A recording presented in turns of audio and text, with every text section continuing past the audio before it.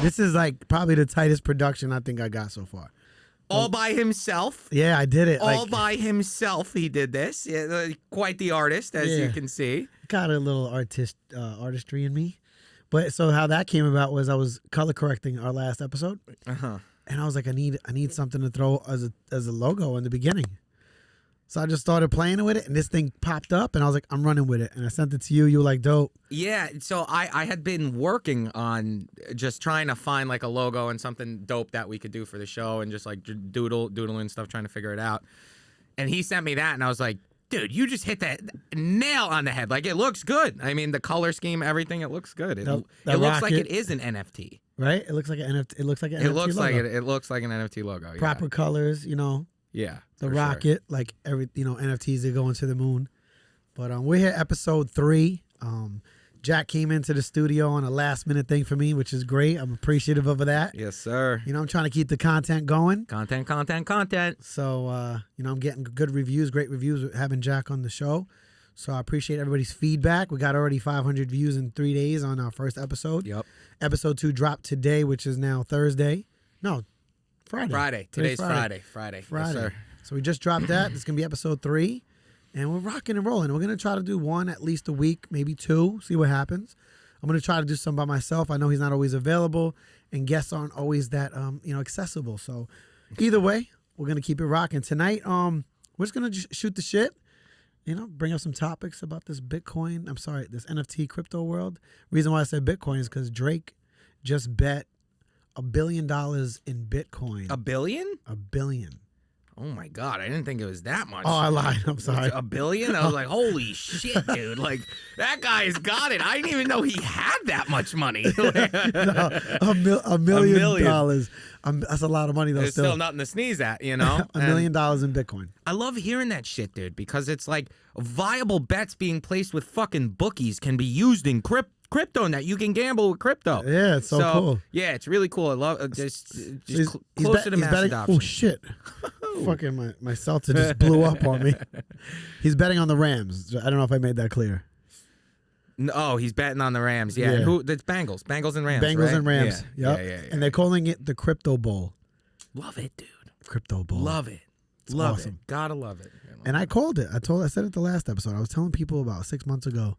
The Super Bowl is going to be the entry to the mainstream audience. I think so too. This year has something so monumental, just with well, what are they doing? It's something with the ticket that's going to be an NFT, right? It's like you get an NFT as the ticket. So if you get the ticket, yeah, your ticket is an NFT now. It's like a POAP. Right, that's pretty much what they call it. But for those who don't know, a POAP is basically a proof of attendance.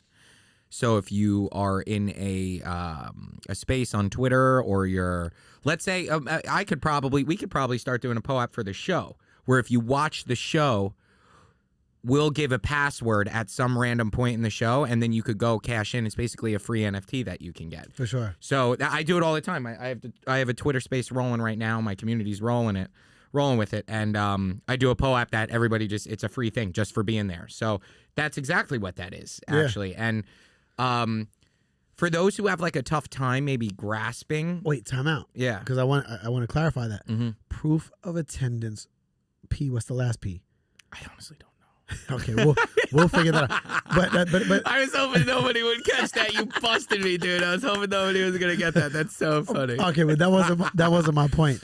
My point was proof of attendance. So if somebody watched this, they get a code, like you said, for the proof that they viewed it. Right, exactly. That's dope. Right. That's dope. We're going to do that. So it's like, and there's a finite amount. So like, if you missed episode 1 and 2, like you probably can't get those POAPs. Like, but you could start. So it makes it, a little competitive with it. Jeff's real good with it. I'll have to see. So it would be like it's only available for like the first 2 weeks that it dropped. Not even 2 weeks. It's finite supply, and since it's free, people they'll take them quick. Just as many. So it's first come, first serve. There's 100 of them. Right, and that's it. So love it. But the Super Bowl having the proof of attendance, business model with that is a great entryway for just everybody to learn about NFTs. So like, with NFTs, I understand that it's kind of tricky, you know, to just kind of grasp the concept, like why? Why are we collecting these things? Why do we even want these things? What's the value in these things? And like, you know, like we've discussed, it's driven via community. It's driven via just value through the project, the artists, the people behind the project. And something that's really cool with POAPs is it's such an easy integration to understand. So for example, with the Super Bowl tickets, it's like people collect those. They're valuable even when you can't use them to get into a Super Bowl, right? Right. Like to have the if you're a diehard Broncos fan, and that year that Peyton Manning just fucking brought it, dude. Like you'll pay upwards of what? I can only imagine what those things cost. 15, 20 grand, right? For something like that. I'm sure. Signed even more, whatever it may be. So now imagine just always having it digitally available. That's essentially what collecting an NFT is that you collect that piece, that memory, and it's like never going to deteriorate. You never will lose it, and it's connected to your wallet. It's that blockchain number that is behind the NFT, that represents the NFT, but that creates the validation. So every one of those Super Bowl tickets, if they're POAPs, they won't be separate NFTs. It'll be one NFT that everybody kind of gets. They'll do like a big supply of it, you know, for per thing. But let's say, I don't know how they're going to do it. That's probably how they're going to do it, just because it's easiest that way. Because if you were to be like KRISTIan Vasquez, like your name, the date you bought it, the timestamp, whatever, like that gets a little expensive to do it with everybody. I think it's just the ticket. But what an amazing fucking thing, dude. It's like that's one step closer to mass adoption. That's what's gonna break the barrier for true common just knowledge, because people are afraid of the industry, afraid of the concept. So when you bring it to them and the Super Bowl is offering NFT crypto application, wait, it must be something real. It's not a pyramid thing. It's a real thing. It's a real thing. Absolutely. Let me start to learn about this. Bro, you know what I'm hyped about? I mean, everybody's always hyped about it, but like the Super Bowl commercials, right? Like that's such a thing. Everybody fucking loves the commercials. They're great. Like some people only watch the Super Bowl for the commercials. So when there was this TurboTax commercial. We were at a bar a couple weeks ago, my buddies and I, and there was this TurboTax commercial that played on the TV when we were watching the game. And it was this guy like sitting down looking at his phone. He's going, yeah. And then he goes, no. And then he's like, yeah. And it's like, do you invest in crypto? And like they all laughed at me because like that's so true. You know, it's so up and down and volatile and crazy. Right. But it was a fucking TurboTax commercial where it was like, crypto may be up and down, but we're not. You know, come, you know, pay your taxes with us. Or whatever the fuck it was that it was like. So it was a crypto But it was commercial. a fucking just during the football game. And that's when I started thinking, I was like, dude, like when this hits Super Bowl, the whole world is watching. Like massive. I can't wait to like what Doritos will probably do something. Like everybody's gonna do. Well, I know Bud Light. I know Budweiser. They dropped an NFT months ago. Yep. Months ago they did. They did like a can collection or something like that. Right. Yep. And so now, so it's so funny when months ago when these huge companies were coming in the space and making not POAPs, and they're making NFT collections, they had no idea what they were doing. So like guys like me and like people that have like carved the space, like we watch and we're like, these motherfuckers don't have no idea. They think they're just going to drop this and that's going to be it. No utility, no anything, right? Right. So here's what's so sick watching this come full circle is that they took the gamble. They made a little thing. People got their Budweiser NFTs. Now, just with all this shit happening with the Super Bowl, Budweiser's got to be what? The number 1, number 2 sponsor, Bud Light, Budweiser. They got to be like they're up there. I'm sure. They're up there with probably that they keep the lights on. Well, for they it do they used to do the Bud Bowl, right? Something like that in between the. Did they? I don't know. I didn't like know. A puppy bowl brought to you by Budweiser. Was that it? Maybe something. That. Maybe I'm off totally, but just so that they. Now what's going to happen is whoever holds those OG Budweiser, like the cans or whatever the fuck it was, like now that's so much more valuable because now it's coming full circle. Like I doubt 6 months ago that they thought like, oh, like I don't know where this is going to be. Like who knows? Like maybe next year, maybe next Super Bowl. But no, it's like this Super Bowl and it's going to happen. And then that's the value of like just holding something like that. Yeah, you hold know? On to that. And so it's exciting to just see Hell yeah, man. I'm excited to see Me this. too. That's what I'm most excited for. Like, fuck the game. Like, I could give less of a shit about the game. Literally, you go into articles online, they're calling it the Crypto Bowl, and that's amazing.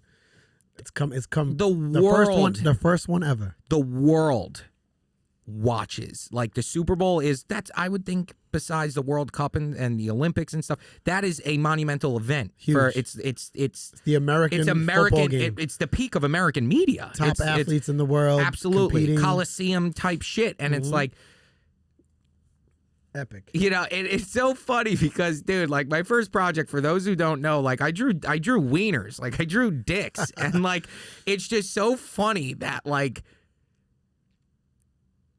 I was here before anybody was, and I was just doing dumb shit. Yeah. And like, now my culture and the things that I'm so prominent and proud about is like, I get a little emotional thinking about it, dude, because it's like, it's going, it's happening. Like, this, my dream has come true. Like, you know, because I'll share something. So when I first was getting into like creating my project, and like I had like overnight success, and I was like, I'd never made money like that. Right. Like 20 grand a week. Never had made money like that. Like crazy shit. It's legit. If you look at his project, you can see the Ethereum sales are there. You can check what I was doing. Yeah, and you can see it. well, on top of that, the ape flip and other things, you know, you make certain money, and but having I just forgot what I was talking about. What was I talking about? My ADHD right there. How's it going? Poop. Now you're talking about, so when you were creating. Oh, right. When I was creating. So when I first was creating Skull Kids, and I was getting paid like that, and I was like, I still almost didn't believe it was real until I was like probably about at Skull Kid number like 75. I was like, all right, this is fucking legit. Right. But like at first I was like, I don't know. I'm making the money, you know, like I thought I was like, maybe I'm just the 1% at the top of the pyramid that's really made, like, that I'm not sure. Like, this seems way too good to be true. Like, I bet you this is all gonna just be rugged from under me. Like, I was ready to dip when, like, not like rug my community or anything. Like, I was ready to like cash out. I was ready to be like, all right, crypto, you know, whatever. Like, I know it's so volatile, whatever, but it is, everything has played out for me this year like a fucking movie, dude. Like, it is so, like, That's exciting, man. Yeah, it's so exciting. It's just like this permanent smile on my face, dude. Good for you, man. You know, yeah. Good for you. That's awesome. And now the crypto bowl just solidifies your industry. It does. It adds validation. It totally fucking does. Because, well, like I said, you have this kind of uncertainty when you're navigating the space, and you're like, is it? Is it not? Is it? Is this a But fad? then when you see the celebrities that start buying the apes, they start coming in, they start buying different shit, and then you're like, all right, so that celebrities still do get tricked sometimes. So you know, but when you see a lot of them doing it, now you feel like, okay, they understand something that we know. Right. They understand the value. They understand the utility. So they're all getting involved because it's a great way to place to put your money where it's kind of solid. It's like stock. It is. You know what I mean? It's you know what it is I love describing it, that it's an easier stock market. It's an easier stock market. And it's a fun one. It's a fun one. It's a fun stock It's not market. just looking at fucking what Fortune 500 is doing great today and making $3 on your fucking hundreds of thousands of dollars. You're making, compared to the crypto market, you're like making pennies on the stock market compared to what you can make here. And but also with that comes the volatility, because like you also could lose it all in 20 seconds. I'm down from November over 200 grand my portfolio. Which, you know, which is fine, though. Well, professionals say, you know, I'm in it for the long haul. They're like, don't look. You're not cashing out now, so what's the problem? You know, you're going to cash out probably never. 20, 30 years from now, you take a little bit, you leave some for your family, whatever it is. It's like, don't worry about it now. And why cash out? Because it's all going to be usable very soon. You don't have to cash out. You're going to use it. You're going to use it to buy things. Everything's going to be available in crypto now. We went to breakfast. What was it, yesterday? 2 days ago? 3 days ago. God, this week's been so fucking busy, dude. I worked out like 3 or 4 times. I'm breakfast with you. I'm just running around, podcast here, this, that, California in a couple days. I'm like, holy shit, I'm doing it. A lot going on. It feels like a year has passed since we went to breakfast. But so we went to breakfast, and I saw that they had, you could pay them in Venmo, right? You scan the thing. The barcode, whatever, they have it on the table. And I told him, I was like, dude, it's a matter of time before restaurants start getting set up with wallets. They start getting set up, which is easy, just simple. We're so close to mass adoption, and that's why this is so exciting. That's why the Super Bowl is so fucking exciting, because just with them integrating into their tickets, it's not even just like you know, what we had discussed, like they have the celebrities going up there performing that have apes and they have NFTs, but like not everybody knows that. Not everybody may not realize it, but everybody that's those asses in those seats will receive their first NFT. And then normally, what happens when you receive the first of something? It's You're like gonna want another one. You want another one. Wait, what's the next thing? What's the next thing? Yep. And then the next well, thing. How do I sell this? How do I make a quick couple $1,000 on this? I'll be online seeing who's selling it. Right. I'll sell it for $20. They don't know what it's worth. So that's how actually amazing fucking crypto is, dude. Because like, for example, that POAP, you got it for free. It's you paid for the ticket. You paid for the Super Bowl ticket, but you got it for free. And guaranteed what that would sell for? What? Would cover the ticket. Yeah, so now they're going to the Super Bowl for free. Bowl for free. They covered, you got it covered in a way, because you're going to get freaks that are going to want to buy that. And next year I'm going to the Super Bowl because I'm gonna go get a free NFT. Get the NFT, right? And then I'm gonna flip it. I'm gonna have my trip paid for and everything right away. Right. And so that's what. So the apes did something like that. You know, I got the Bored Ape. And then a piece of their utility. I missed their first piece of utility. They airdropped. They have the Bored Ape Kennel Club, where it's you can mint a free dog from the Ape Club. Yep, I'm familiar. And they'll. It was just a utility is just basically if you're a gamer, the really easy way to think of it is just like expansion packs. Like just think of it as like an extra gun, a helmet. Right. They just give you more content, downloadable content. They give you more kind of stuff to go with. It's just which is valuable. Which is either fiscally valuable or it's like it works in a gamified kind of experience. So like it makes your guy would be more powerful because you have this particular thing on. Whatever, yeah. Right. It's a similar kind of. Well, also utility could be anything can be utility really, but that's primarily what a lot of them do. So with the ape, they did the dogs. I missed the dogs, and you got that for free. But I didn't miss the mutants, so I got the mutant ape for free. The serum for free. Used the serum on my ape. Yep. I got a free NFT from it that now is worth, which I'm giving away in one of the roadmaps in my further projects down the line. But later this year, Q4, War Kids will be coming out. But because I'm giving it away because I got it for free. Yeah. But like right now, because I held that ape and they gave me the utility, the airdrop. That's also another thing. Airdrop is when, just like on an iPhone, same kind of thing. Like they give it to you for free, connects to your wallet. Depends on the project, what they do. But so they airdrop that ape.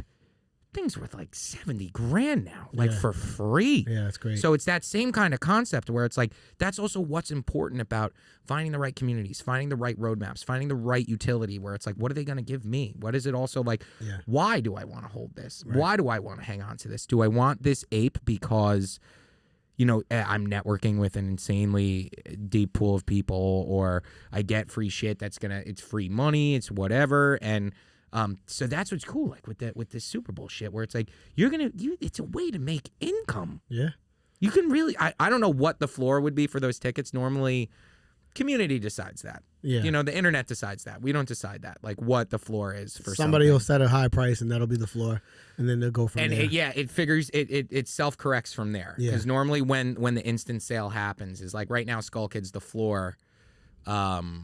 Actually, people have been sweeping my floor a little bit right now. Yeah, you were talking about that before you had a couple big sales. Yeah, so literally the last 3 days. That's considered the secondary market, correct? Right, so I'll make 10% on everything that just had sold, and it was like probably $6 grand worth of shit just sold in 48 hours. So like, you know, it's like it's just insane. Yeah, it's that's fucking great. Crazy. Well, they say the last year, the NFT market value is at $44 billion. Insane. The last year. Insane, that number, billion. And there's only 15%. Billion gets me fucking excited. I don't know, there's something about it. It turns me on, dude. Like $1 billion. What do you do with $1 billion? What would I do with $1 billion? I would probably buy like an island and try to be like world dictator or something. I don't know what I would do with $1 billion. It's like $1 billion. Yeah, $1 billion. I would do a lot of things to change the world.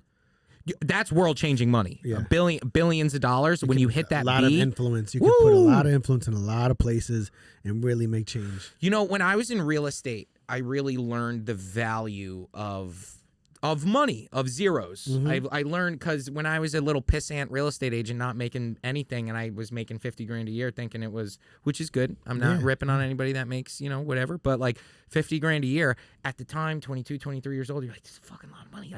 $1,000 a week, I could do what I need to do with it. And then I remember just people telling me like, you haven't seen anything yet, my friend. And then just watching millionaires roll around and then seeing how little 1 million was and then how little 5 million was. And then when you're exposed to those kind of numbers, you develop this appetite. That's like, because it's obtainable. You showed these people these houses. You show somebody a $10 million house and they sign it like it's nothing because it's some hedge fund in the city just trying to like have like a vacation house for their clients. So it's like a write-off. It's not even money. It's fuck you money, that $10 million. So when you think of millions, even 100 million, it's not really that much. For you, in your life and things you do, it's more than enough to be content. A lot. But he's talking about in the world of the elite level. It's really nothing. It's really, but that's why that billion. That's why it gets me going, dude. Because it is so much money. Like 15, 20 years ago, $10 million was a lot of money, but over the past 15 years, $1 billion is something normal to say. More than it ever has been. Yes. And I'm going to say this, in another 15 years, $1 trillion is going to be something that's going to be commonly said as well. But not amongst everybody people. Definitely. But it's going to be like, the way we say billion today is going to be like trillion in 15 years. I just really feel like there's just always going to be an influx of money over the years, an abundant amount that's going to come in and create a higher level of more people.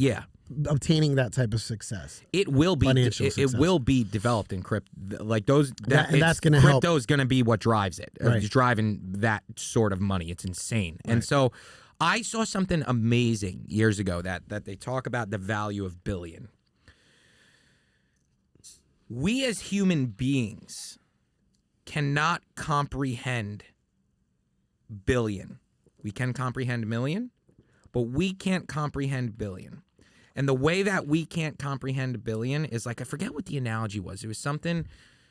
So if $1 million is the equivalent to how long humans, according to science, have been here on Earth, like, so in the scheme of Earth, the 4.6 billion years it's been here, depending on whatever fuck you believe. So it's like 4.6 million years the Earth has been billion. 4.6 billion, I think it is. I don't know, whatever the fuck that number is, right? So the Earth has been here for mad long, essentially, right? Right. Humans have been here. If you can show how long the Earth has been around on 1 hour, like on a clock, humans have only been here as a race for like less than 2 seconds, right? So I forget the way that I'm going to try to explain. It's probably going to come across stupid, but it's all right. The way that they connected, like how long we've been here, is to like $1 million to what we can comprehend, because the Earth is ours, right? As humans, it's like we're so entitled. We think it's ours. We think we're the hottest shit. Meanwhile, some fucking rock in space can hit us and wipe us out in 2 seconds, right? Like really, we think we're the center of the fucking universe, right? But we've only been here for 2 seconds on that hour-long clock. Yeah. Then the Earth has been, what about the rest of the fucking 24 hours and whatever time that's been there?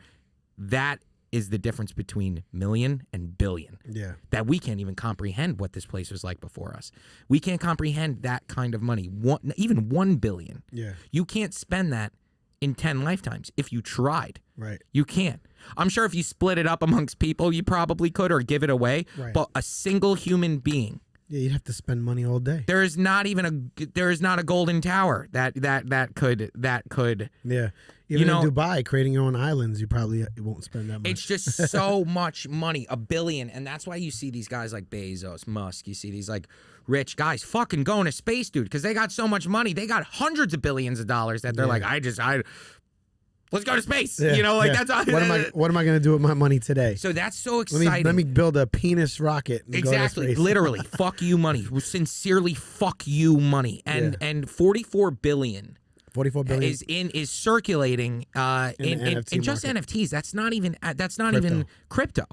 That's not including Bitcoin. That's not including Ethereum. It's not including shitcoins. It's not including anything. Let me look it up. Let me find out what was last year's crypto evaluation. What was the market value on that? That's important. Let's see. But you keep rocking. But just NFTs, just in that sector, there's just $44 billion circulating around. And you want to know, here's a little fun fact, something that I know, is that most of the wealth is only split between like the same 200 and something wallets. Isn't that interesting?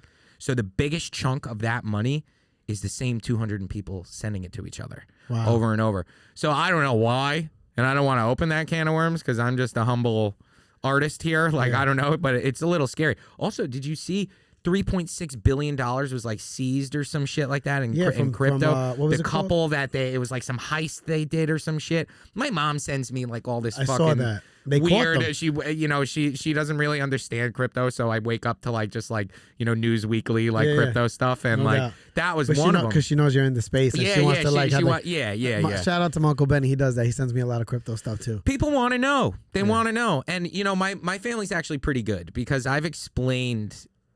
I grew up playing video games. Yeah.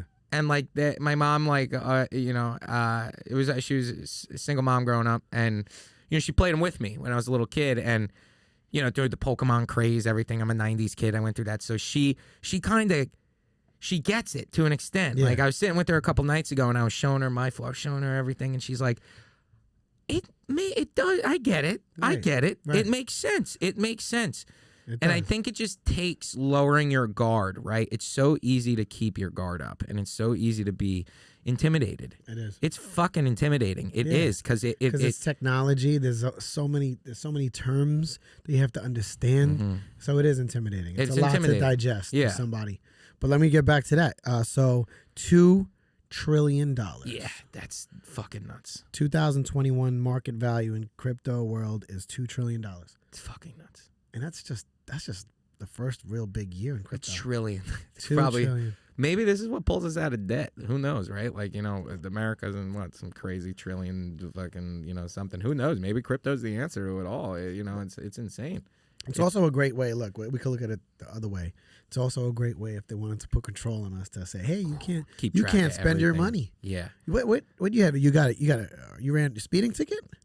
You didn't pay your taxes? Yeah. All right. Yeah. Shutting down your wallet. Yeah. That's the scary part of it. But who knows? But maybe it won't get here's that scary. the thing that comes with decentralization, though, is like that's why a lot of people love this space, is because it's like it's a bunch of tech people that are like, no, we're smarter than you. Right. Like you're not going to do that to us. Right. And also the government is a little wary. They don't know how to read it out. They took one look at trying to do taxes this year for just like every wallet and just like what you were like mandated to report or whatever.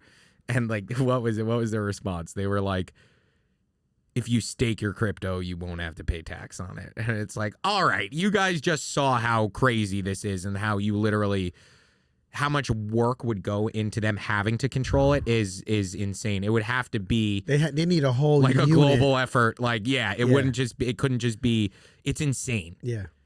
Like, even just on the lower end of things, like, yeah, I killed it. I've definitely killed it. I'm doing good. Right. But like, I ain't shit. I'm a fucking dust. I'm a dust speck on the spectrum of wealth. To keep track of your profits and losses and this and that. And then also what time the NFT sold, what ETH was valued at that second. Right. What do you pay tax on the value of that? One it's person. Impossible to fucking track, dude. Imagine it's like thousands upon thousands of people. That would be that's crazy.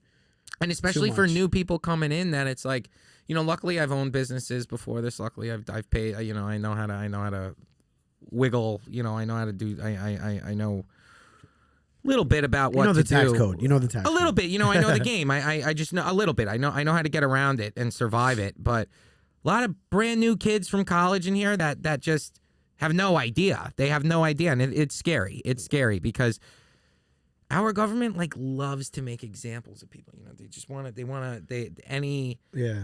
And that's not cool. They're ruthless. They're really ruthless. It's still such a new place where people don't understand it and how to pay their taxes on it. And there's not that many.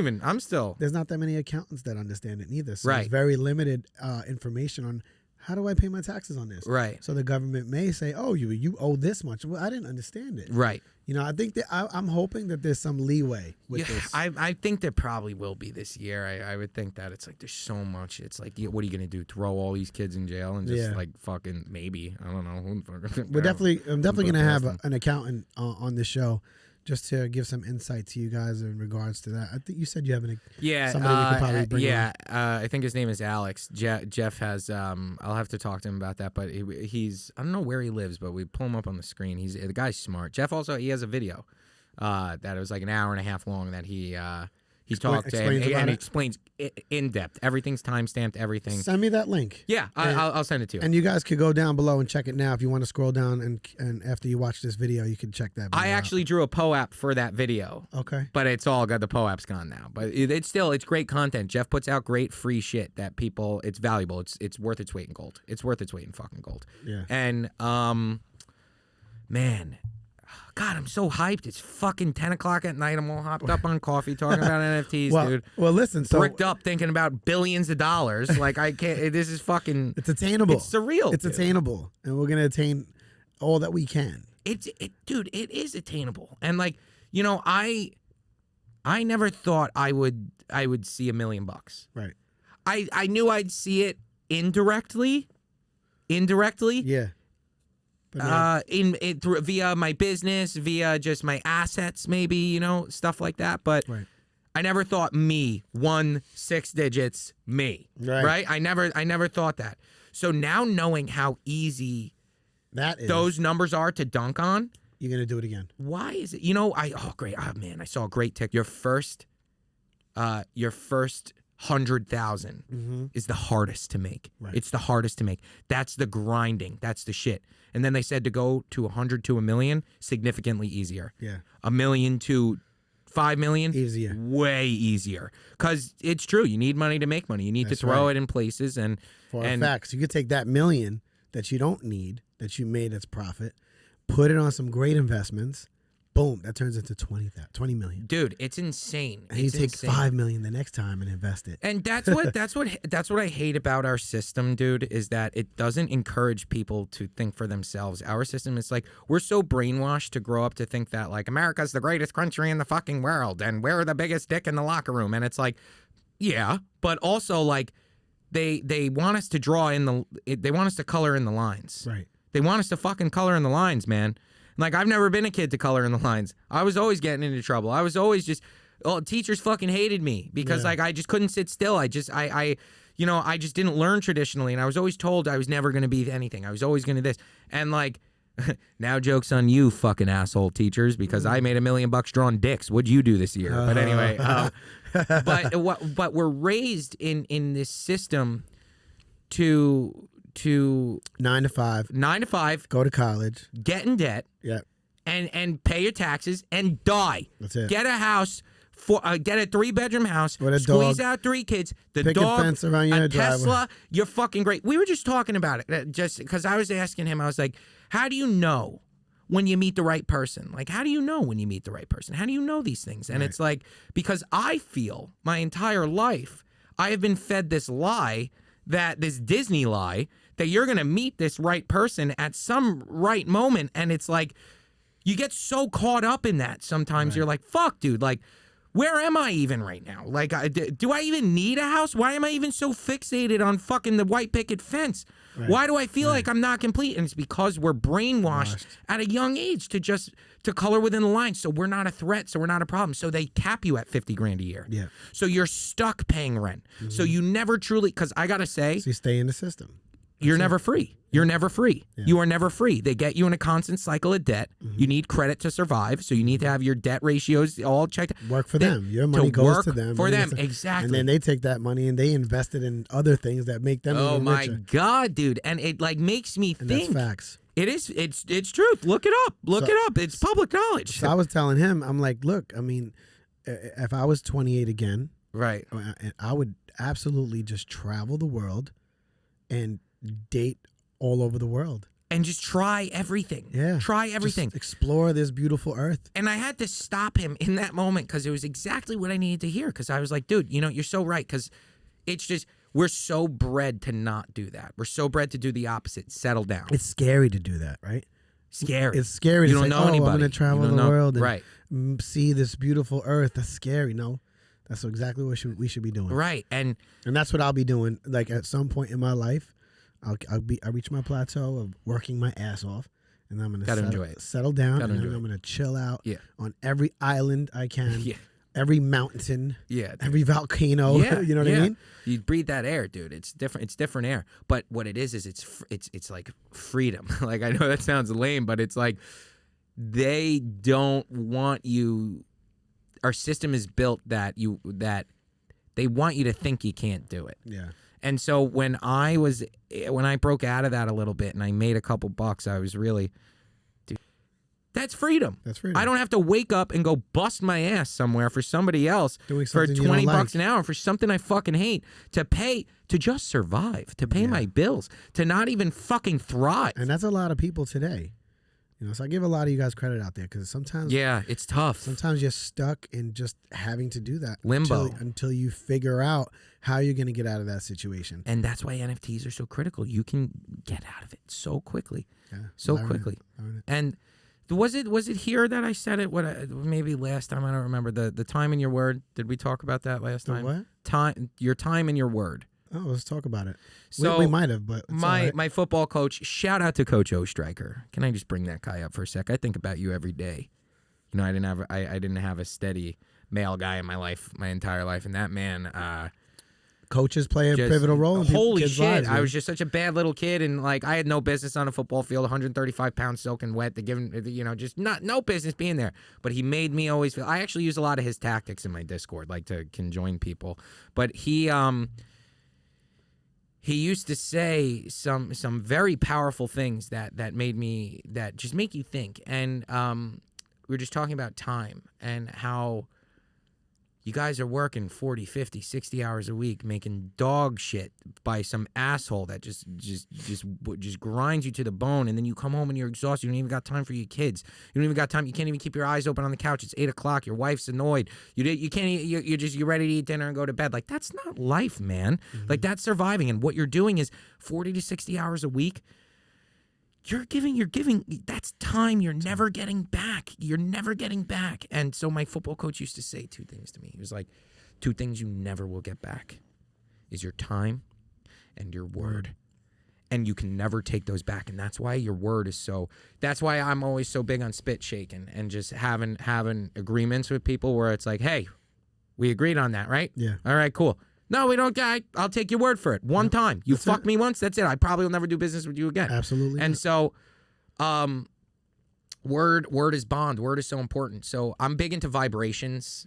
This is going to get a little wacky here, but so it's all right. Vibrations. They know you by now. So vibrations. I'm so big into. So there's this book called Think and Grow Rich, and all about it. Okay, so you know about where good vibes comes from is like you speak good, you speak good and good happens, or speak bad and bad happens. Murphy's Law. It's the same kind of thing. Law of attraction, Murphy's Law. It's all these things, and they're real. They're real fucking things, and they're a little new agey. It's a little weird to get with, but it's true. Champions. Like for example, Mike Tyson, when he's training for a fight, what's something he says? He goes, "Nobody's allowed to tell me no." Nobody's allowed to tell me no. And I think that's an amazing thing to positively reinforce. Yes, win. Yes, win. Nobody tells Mike Tyson no. Right. And you get so fixated, you kind of like brainwash yourself. Anyway, so with your word, your vibrations, you can never put them back in. Right. It's out. It's out in the universe. It's out. And you've given it life. And so that's why, like, you're in a fight with your girl, you're in a fight with your husband, you're in a fight with whatever, and hey, fuck you. And you don't, and you really, you fucking, right from your lip, passion. Fuck you. There's passion behind the passion. That. Fuck you. Right? Those are powerful words. I love fuck you. I love middle fingers. I love fuck yous because you can really drive the fucking point home. Right? So when fuck you. Go fuck yourself. That is so, and then it's like a real knife. It's a real knife. It hurts. Yeah. And then after the fight's done, after you diffuse, you probably don't even think you said those words, but your significant other will remember. Yeah. And then it doesn't get better until you go and you're like, I'm sorry. Right. And that's the next vibration that comes out. I'm sorry I said those things to you. I was a little upset. I forgive you, But those vibrations are still out there. They're not going to forget. You can never get that back. Right. So just as critical as that is, so is your time. Absolutely. You're never going to get time back. It's the one thing we can't fucking control. Right. You can at least control your words to an extent. But time is a construct that we never, we owe it. We owe it. We owe time. We have a finite line here. We have a finite. And so when you're utilizing your time for other people and for everything else, you're not free. Right. You're not free. No. You're not living the life you're supposed to live. Right. That's why at a young age, you have to have the mindset of what can I do when I'm able to work so that I don't have to work for nobody and I could be free and work for myself. Yeah, that's what they should be teaching you in school. Yeah. How can I be successful by working for myself? Self-sufficient. And that's what I teach my kids. My kids, I tell them every day, think about something you love and let's make it a business. Let's make it a career, because I don't want to see my kids working 9 to 5 for someone else ever, unless they become entrepreneurs where they want to climb the ladder and there's real opportunity. Growth. Yeah. There's an ass for every seat. You know what I'm saying? Yeah. Because I have good friends of mine that are entrepreneurs. They do work 9 to 5s, but not 9 to 5s where they're in their office. They own a territory. And their growth is there's no limit to their growth. Right. So opportunities like that are very good to look for in careers. But people, you need to truly, truly, truly find something you love and become an entrepreneur and become self-sufficient. Because like he said, time is the most valuable thing we That's ever some have alpha fucking right there. That's some really good information. It's some just for everybody. NFTs are not. So I always... When you hear us speak, it's almost like you can apply. I try to make everything applicable for NFTs or not, because it's just business. Same shit. Life. It's life. And so, and another thing also is, you can even take this a step deeper, is what also does time equal? Money. Time equals money. So Jeff is really big. I haven't read this book, but he's so big on this book. It's called like the 4-Hour Work Week. And I just assume by the title I could kind of figure out what it's about just like, it's like Rich Dad, Poor Dad kind of shit. It's like where you're... That's all good stuff though. Oh, entrepreneur, how to liberate yourself. I couldn't go back if I tried.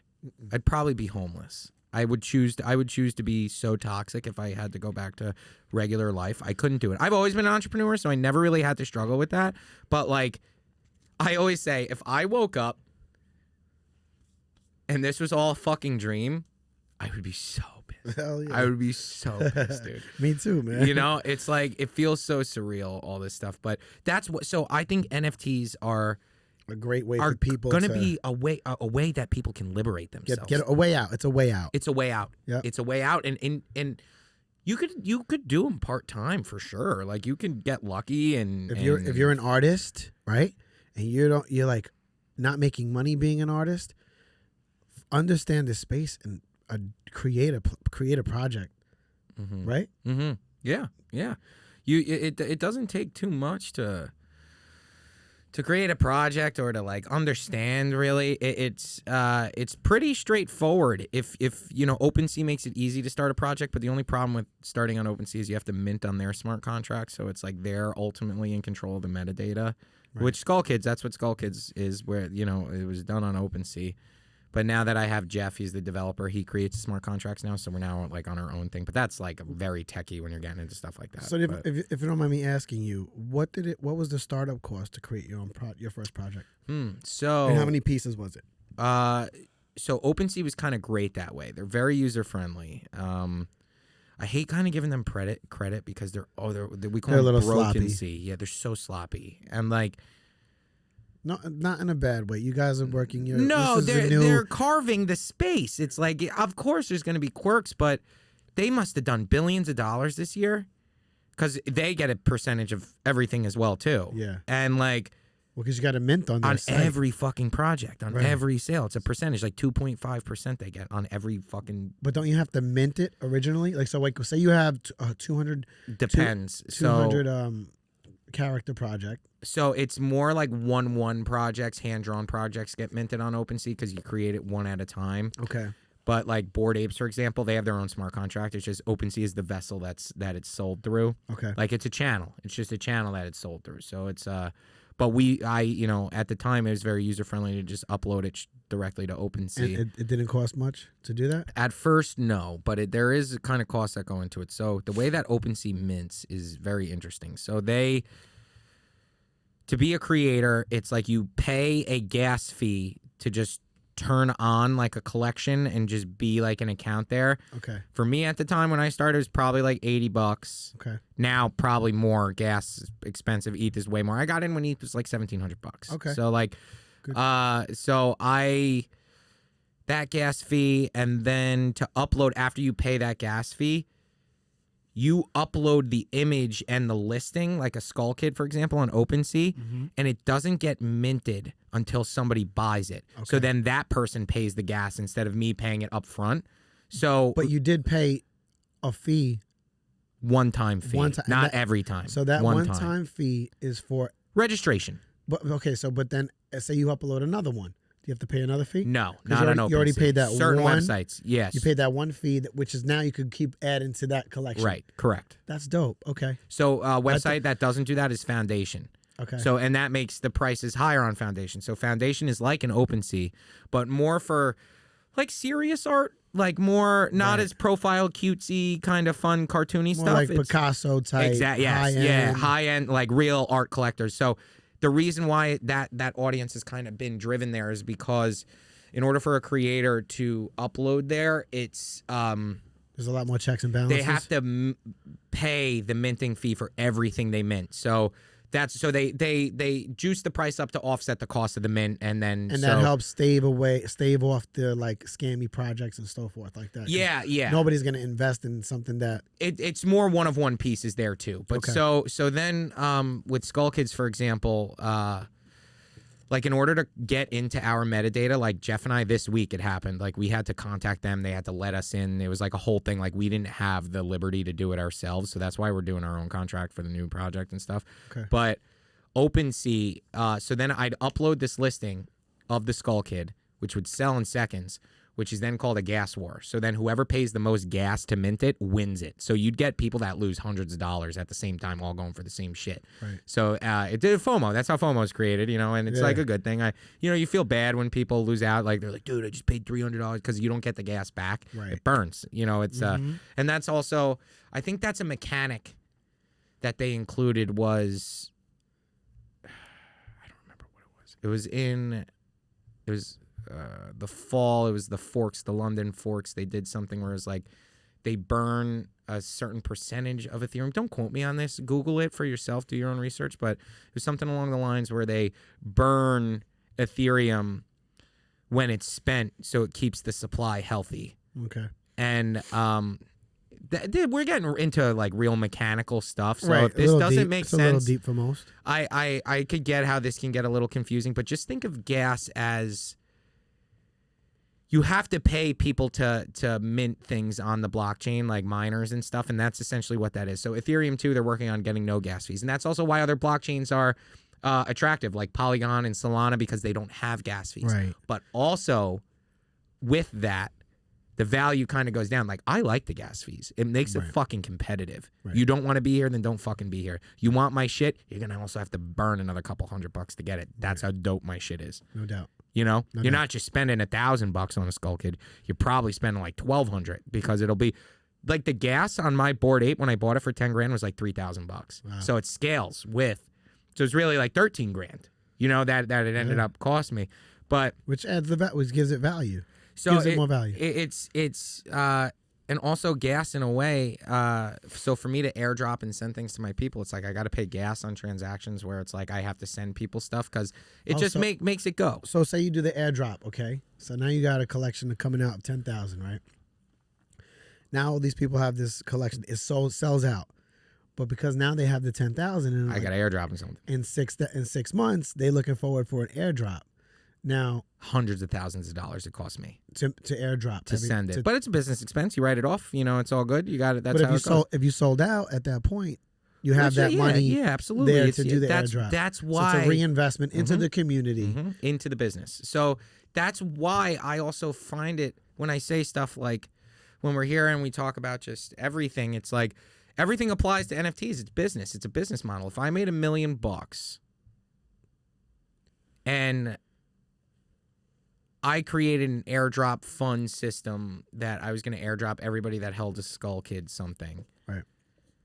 The gas fees on that would be, I would imagine, depending on the mercy of gas that day, but each transaction, like 10,000 people, you know, you add that up, it's a lot of money. But also, it's like that $1 million isn't really for me. It's like reinvestment. Maybe 100 of that is for me. It's like 900 of that goes to the business. It goes to like him and I have talked about you trying to throw events, you try to throw parties, you try to do, you know, you do interesting things, and that's what you use. It's like any other business. It really fucking is. It's not that different. Right. It really. Now this is just for artists. Like a lot of this information. If you're an artist and you're listening, this is information for you guys to start your own project. And if you want to really learn more, because I know we're gonna capture somebody who's like, wait, that's a great idea. I can do airdrops, this and that. Join Jack's Discord and just reach out to them. Ask them. They're very friendly. They're very good with, you know, helping you guys out. And not just Jack himself, but you got a team, Jeff and some other guys. Yeah, we got a lot of guys that so they can school you. Even guys that aren't dedicated to a role in there, we love just helping. That's really what our community, we try to be scrappy, we try to be badass, we try to be as hardworking as we can be, but that doesn't mean you have to be an asshole. No. You know, being tough, being cool, and being hardworking doesn't mean you have to be a dick, dude. Like, you know, so yeah, they really are great, aren't they, dude? Like, they're my guys, they're running a space right now without me. I wish I was in there. I'm sorry, I didn't make it tonight. The talk was about POAPs, right? So, no, we do the POAP. They're probably just talking about bullshit in there. Video games, different projects, you know, they're just, that's what, so we do 2 spaces a week. We have the one space where it's like Relentless, and Jeff and I host it, and we talk about just what we were up to this week, what we were working on, just what it takes to be relentless and just work and just hustle and get it out there. And then Fridays we have Oppie runs our community space, where the community space is just fun. Yeah. There's no Jeff and I, we drive the Relentless. It's like a really calculated. We just I just try to motivationally speak a little bit in there, you know, just talk about getting after it, because like I always think if I never took those steps. So last year, exactly probably at this date last year, I was actually in a similar position that I am right now, but last year was bad. I was at rock bottom. Right. I was in a relationship that had failed. I was on my way home from Florida, and I was on a plane, and I didn't know what I was going to do. I didn't know what I was going to do. I didn't want to go back to real estate. I didn't want to do anything. So I went back to working at I did social work for a little bit. I love that line of work. I love working with bad kids because I was a bad kid, so I get it. But so I come home. I'm back at home. I said, what the fuck happened? What'd I do? How did I get here? Just at rock bottom a little bit. And I love being at rock bottom. At the time, it sucks. Yeah. But I love the comeback and just being able to be like, oh, fuck you, motherfucker, you know, after. So I was at the group home, working there, doing overnights, and I almost didn't take this chance. Right. I almost didn't do it because I was so defeated at that point. I was just like, not even so much pity party. I was just like, no, dude, I'm just, fuck you, past Jack. Fuck you. Because I literally was about to sit there and say, you know what? I'm just going to take the $50,000 a year. Yeah. I'm going to do it. I'm going to give up my time. I'm going to take the $50,000 a year, and I'm just going to sit here. Yeah. I'm going to be miserable for the rest of my life. I'm going to be subpar, and I'm not going to be the best version that I can be of myself. And I was kind of having this ego death a little bit where I was just like accepting it. I was like, could be worse. Yeah. Could be homeless. You know, you could always be worse. You could always be worse. Mm-hmm. And I almost didn't take this chance. So in that, Relentless is always just about, that space is just about like, get up and go do it. You just don't know what is around the corner. And it's okay to fail. Failure is such a beautiful thing because it makes us better, dude. Yeah. It makes us better, dude. For sure. So much better. It makes us just... turns you into a warrior, man. Like it's like, you know, I think about working out here. It's so funny.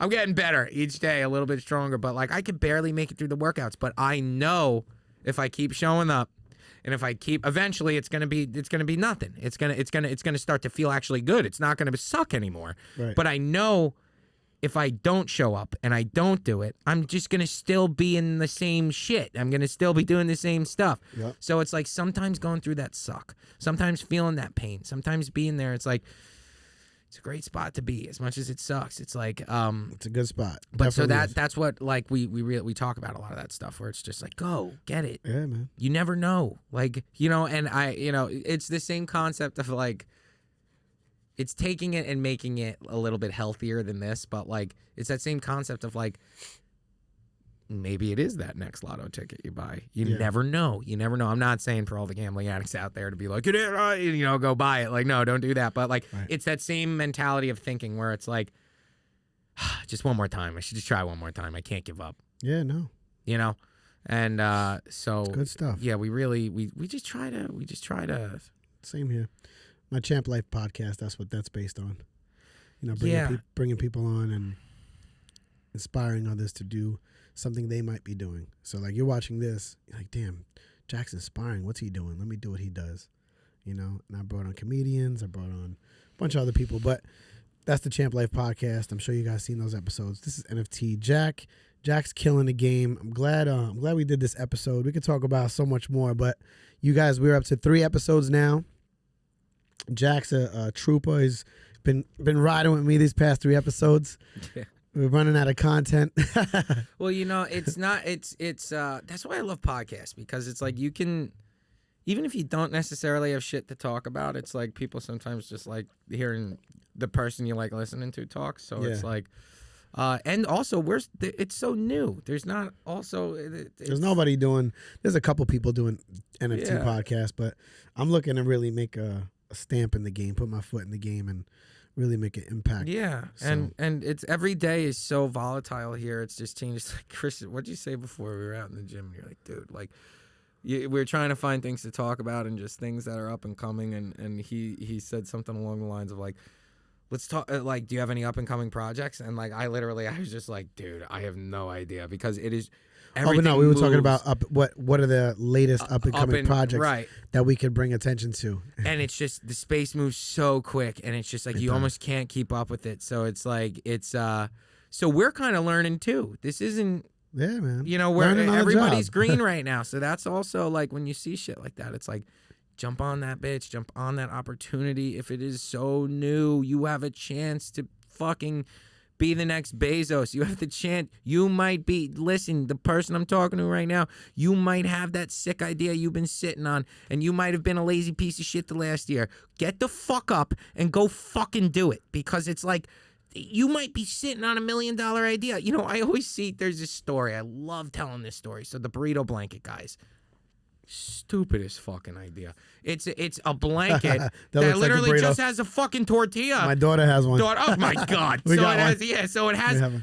They went on Shark Tank, ended up selling whatever million units to fucking Walmart, and they end up becoming. Their lives are fucking amazing now, because they just the dumbest idea. That's brilliant. That's actually fucking brilliant. I'm gonna stop myself at saying the dumbest idea, because it just goes to show no idea is dumb. No. The best ideas are written on the back of bar napkins. Mm-hmm. So like, this is a judgment-free space, man. It really is. Like, there's just so much to do. Like, my first project was dicks, dude. Yeah. And not just like funny, silly ones. Like, they're gross. Like, they're gnarly. Like, a lot of them are fucking rough. And I still had a lot of success. So it's like, I want to encourage the person. There's an audience for everybody. Yeah. Yeah. So whatever your idea is, there's an audience for that. And if you're someone that's likable, that's it. Sell yourself. Sell yourself. What we got going on? What's going on this weekend? You gonna watch Super Bowl? I'm going to a party. I'm probably just gonna drink some beer. Yeah. I'm not really a football guy. No, I'm a playoff guy now. I used to watch games, but the Jets suck so bad. I can't watch it no more. It's just so consuming to be in. You know what it was? Is I got my ass whooped so bad in fantasy 2 years ago that I was like, "Fuck this, dude!" Like I hate this. I hate this. Yeah, me too. So I used to do leagues. I used to do leagues, and I was like, "Oh, I gotta pay everybody out." Nobody even paid me. Yeah. I'm like, "This is bullshit." And then they call me up. Where's my money? I'm like, "Where's your money? You didn't even pay me for the league." And you know what I'm saying? So I'm excited, I guess, because the Bengals, like I see on social media, like a lot of like diehard fans of the Bengals, lifelong fans, like getting emotional because they've never hit the Super Bowl or whatever it is. They haven't been there in forever or, whatever. So like I do love the underdog story. I do love seeing it. But like I couldn't tell you one name of a player on their fucking team. Right. And so I'm not too big into it, but I do, it's a good party. It's a good party. Always a good party. Yeah. Good food. I've been eating like a fucking rabbit all week, so I'm excited to just like let loose a little bit. And also, God, I've been so busy that like this weekend, it's like I almost don't want to do shit this weekend, dude. It's like, you ever get like that sometimes? Yeah, no, I do, but I always find myself working. Every time. I can't stop myself. It's like today, I'm starting to color correct my videos myself. I'm starting, I did my logo. I'm starting to chop up the videos into little segments now. So like every free moment I think I have, I'm on my computer like trying to chop up some, little footage for the show. Also, that's what it takes being an entrepreneur. I mean, you're looking at two pretty successful dudes, and it's like that's what it takes also is just like do it yourself. Do it yourself. Christian's got 3 fucking cameras here. Bang, bang, and bang. This whole fucking studio setup, this guy did it all learning himself. This guy didn't go to school for it. No.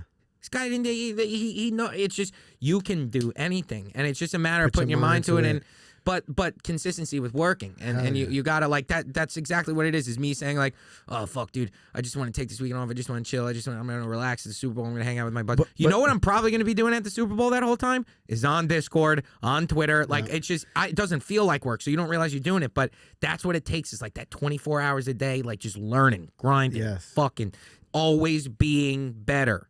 And it's sometimes like relaxing.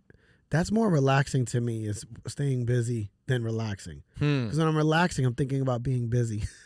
You get guilty, right? You guilt yourself a little bit? Yeah, a little Dude, bit. Man. It's so bad. It's so funny. I would like to think that there's a finite amount of money that would make me retire. Yeah. But I'm so nuts. I don't even think it's about the money, It's not dude. about the money, bro. It's not about the money. I'm with you on that. You know what I mean? It's like we were talking about it in the car before, just moving and shaking, dude. It's just like it's a breed of person. You can't learn this shit. You can't learn this shit. You can try to learn it and you can get good at doing it, but it's like you're just born with it inside of you. It's just a little hop you got. We strive for the outcome. Oh man, sometimes I'm bad with coming up with the words, but just the outcome of the work excites us. Like it excites me like, okay, I can't wait to do this because when it's over and I put it out or when it looks like this, that's the excitement. You know what I mean? But doing it's fun too.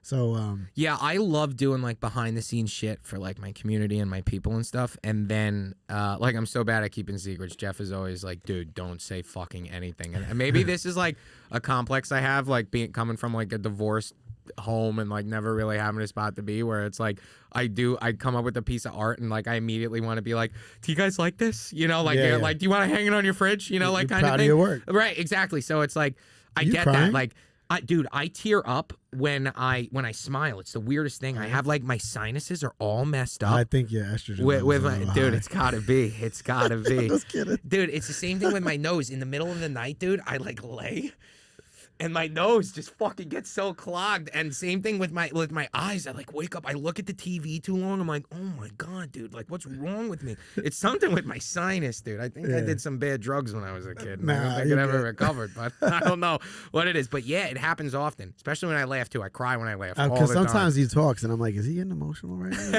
now? No. He's passionate. When I get emotional, my voice cracks. You hear it in my voice. Yeah. You hear it in my voice, not in my eyes. You hear it in my voice. But I got emotional on a couple of my episodes. Yeah, dude. I this week in my space, I got emotional in my space this week because I felt a little defeated this week. I got my ass kicked a little bit this week, just in my personal life and just working a lot, and just I.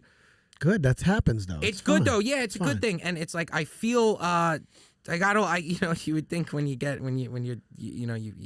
think you'd be a little bit more stable when you're successful, but sometimes no. And like I feel we're all human. All human, yeah. I feel a little lost right now. Like the world's my fucking oyster, but I feel a little lost. Okay. And I felt the weight of it this week. I said, "Fuck, dude." It's like my life's just changing so rapidly and so fast. It's the reality setting in that like I'm doing the things, and like I got a whole ass community to look after now. It's not just me. It's like I have this beautiful brand that I've just is my dream come true that I have to just nourish, and like I have to be strong for it. And I had this moment where it was like, world is on my shoulders a little bit. The hallway was closing in, and I had this space this week, and I let loose. I couldn't hold it in, and That's good. but I did it because I find like as a leader, and especially it's like I'm not just gonna show them the highlight reel. Like I'm here with you guys too. Yeah. Like I had a bad week. It's not always like It this. humanizes you. It does, and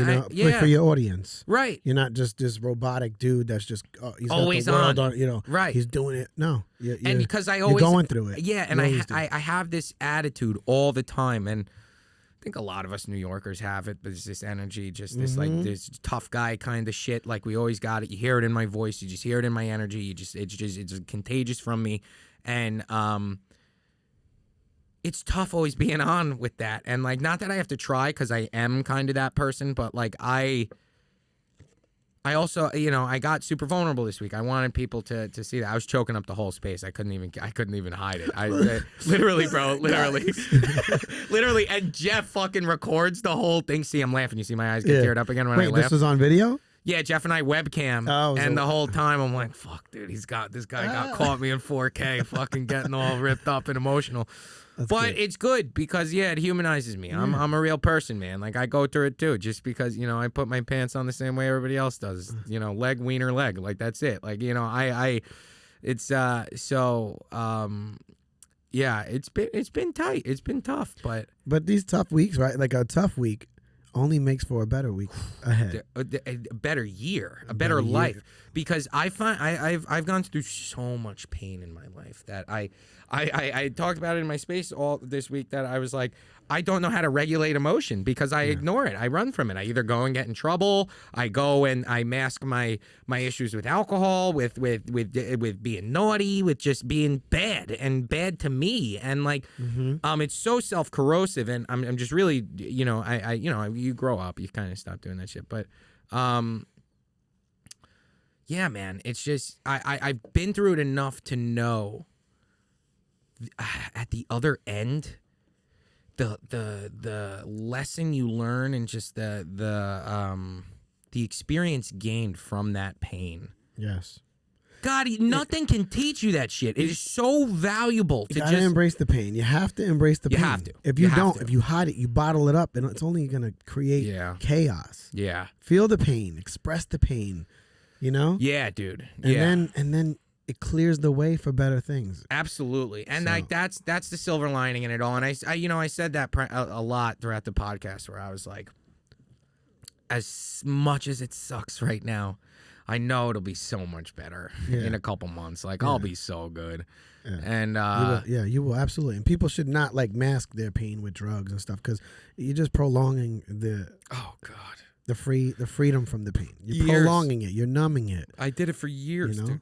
Years with alcohol. I used to, I never really did anything too hard, but like I just drank a lot. I just would get, booger sugar, the whole nine. Just go nuts. Just go crazy. And like, you wake up the next day and you're just like, yeah, yep. I feel even worse than I did. Mm-hmm. Kicking yourself in the ass creates more depression. Yeah, it's not worth it. For real, it's not worth it. I was in a vicious cycle for a lot of my late teens, early 20s, where I just did that. I was just a little glutton for punishment, and like I don't know. I just got so much riding on it, and maybe that's where I'm finally feeling the weight on my shoulders. Where it's like I got so much riding on it, where it's like I can't do that anymore. No. I can't. I have to be consistent for my people. I can't just. Just do that. I can't do that to myself. I owe myself better. I've worked too hard to be here. For sure, man. You know? Yeah, that's a old school mentality, man. Yeah. New school mentality is, keep it clean, keep it tight, and rise to the top. That's right. But Jack, we're gonna wrap it up. Yes, sir. We're gonna wrap it up. It's a great episode, guys. Hope you enjoyed it. Okay? Stay tuned for episode 4. They're coming every week. Episode 5. We're gonna be knocking these out. And again, enjoy your Super Bowl. Or if you're watching this now, you probably already saw the Super Bowl. And leave your comments. Subscribe to the channel. Like it. Tell your friends about it. And also leave comments. Contact me with all the links down below. Engagement helps so much just for any creator on any platform. You don't understand how simple it is. It costs you nothing to like, retweet, subscribe. It costs you nothing. Right. And it helps so significantly because this man puts hours in. The guy runs a full gym, got this podcast rolling on. We're moving and shaking, and it's just, it helps so much. So It does help, and I appreciate everybody who's been tuning in. We got a bunch of views already, so keep at it. But like I was gonna say, if you have any comments, if you have any suggestions of what kind of episodes you want, please contact me below. Let's communicate that, and I'll bring that to you guys very soon. Questions, yeah, specific questions. No dumb question. If they ask, what's a MetaMask? What's a wallet? Yeah. What is crypto? Ask, because then maybe we, next time you answer the question. So yep, absolutely. Ask, yeah, sure. Let me know what you guys want to know so we can put it out there. But thanks for tuning in, guys. Thank you, Jack, for being on the show again. Always. And we'll see you guys soon. Have a good one. Peace.